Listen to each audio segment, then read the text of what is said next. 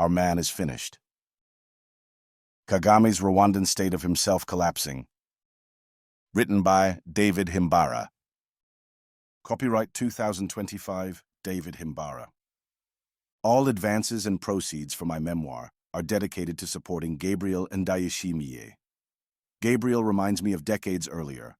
I arrived in Canada as a young, broken Rwandan refugee and transformed myself into an educator.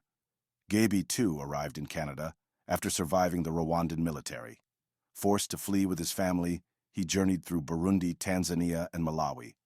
This memoir comes to you thanks to Gabriel's publishing house, Livin' Books. All rights reserved.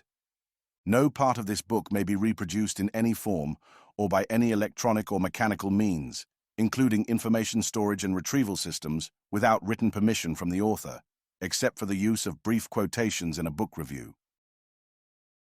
Chapter 2. Rwanda is not a military dictatorship. General Kagame is a general without generals. The hypothesis that Rwanda is a military dictatorship is easily disapproved. Through a calculated mix of tactics, Kagame has systematically dismantled his senior military leadership, executing dismissals, fabricating charges against potential rivals, and even orchestrating wars to thrust them into perilous engagements. Because of paranoia, which makes him fearful of being overthrown, none of the top military officers that came with him from Uganda are still serving. Kagame either dumped them into poverty inside Rwanda, or exiled, or imprisoned them. Here is a sample of top military leaders that Kagame threw into the dustbin. 1. General Sam Kaka, former Chief of Staff. 2nd General Kayumba Nyamwasa, former Chief of Staff. 3. General Charles Kayonga, former Chief of Defense Staff. 4th General Patrick Nyamvumba, former Chief of the Rwandan Defense Force. 5. General Charles Muhia, former Air Force Chief of Staff. 6th General Karake Karenzi, former Chief of National Intelligence and Security Services. 7. General Frank Rusagara, Secretary General of the Defense Ministry. 8. General Richard Rutatina. 9. General Emmanuel Ndahiro, former Head of National Intelligence and Security Services. 10. General Willy Rwagasana. 11th. General Vincent Nyakarundi. 12th Major Theogene Rudasingwa. 13th. Major General Ruki Karusisi. The fall of Ruki is significant for two reasons. His sister Diane Karusisi is the CEO of the Bank Kigali, which, owned by the Kagame's state of himself, purchased with the Rwandan Pension Fund. Ruki's wife, Ira Irama, is the investment manager for Kagame's Crystal Ventures Limited. In Kagame's Rwanda, when an individual falls out with him, the individual's family is criminalized by association. 14. Colonel Tom Byabagamba. Kagame's definitive modus operandi involves turning military generals to ambassadorial roles abroad, where they become vulnerable to intense scrutiny from defense attachés he handpicks himself. Among the notable exiled generals as ambassadors to foreign countries are 1. Colonel Joseph Karemera, 2nd General Kayumba Nyamwasa, 3rd General Caesar Kaizari, 4. General Charles Kayonga, 5th General Charles Karamba, 6. General Frank Mugambage, 7.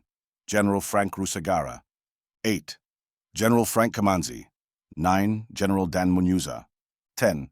General Patrick Nyamvumba, 11th. Colonel Joseph Rutabana, 12th. Colonel Munyaneza Muzungu. These actions firmly highlight Kagame's iron grip on the military, reinforcing his dominance in Rwanda's political arena. The most high-stakes positions within the military, such as the defense minister, chiefs of defense forces, and head of the National Security Service, are often fraught with peril. Those who occupy these roles seldom remain in power. They either flee into exile or are dispatched from Rwanda as ambassadors. As Kagame's former Chief of Staff, Major Theogene Rudasingwa, astutely points out, Kagame would never subcontract these critical functions to anyone. Kagame is unequivocally his own defense minister and chief intelligence officer. Kagame disposes of his ministers of defense and generals in the most humiliating manner possible, including issuing press releases to announce the dismissal.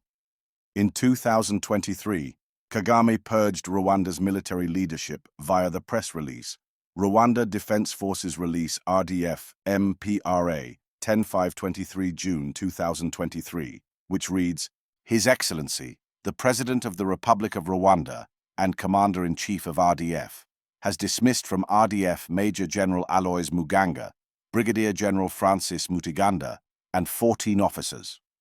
He has also authorized the dismissal of 116 other ranks and approved the rescission of service contracts of 112 other ranks. The dismissals and rescission of service contracts take immediate effect. Defense Minister Major General Albert Murasira and Chief of Defense Staff of the Rwanda Defense Force, General Bosco Kazura, have experienced what is locally termed kwikazwa kugatebe, meaning they have been effectively sidelined. The two generals are now in limbo, forced to await President Kagame's decision on their future. Meanwhile, Major General Aloys Muganga and Brigadier General Francis Mutiganda have been dismissed from the military without hesitation. Kagame is notorious for his ruthless methods of dealing with dissent among his generals, with assassination being the most extreme. General Kayumba Nyamwasa narrowly escaped 3 assassination attempts after fleeing to South Africa, where he sought refuge following his exile as the Rwandan ambassador to India. In contrast, Colonel Patrick Karegeya, the former Rwandan intelligence chief, was not so fortunate and was killed in South Africa. Towards the end of 2024, Kagame's defense ministry faced a relentless assault by its general without generals. The sacked senior military officers for misconduct included Major General Martin Inzaramba, Colonel Dr. Etienne Uwimana, and 19 other senior and junior officers. Major General Aloys Muganga was dismissed for excessive alcohol consumption. Meanwhile, General Kagame was facing challenges from the U.S. In mid-2023, the Biden administration rebuked Kagame for dispatching the 3rd Division of the Rwanda Defense Force into the DRC to support M23. Subsequently, the U.S. Department of the Treasury imposed sanctions on Brigadier General Andrew Nyamvumba, who headed the 3rd Division. Kagame was furious.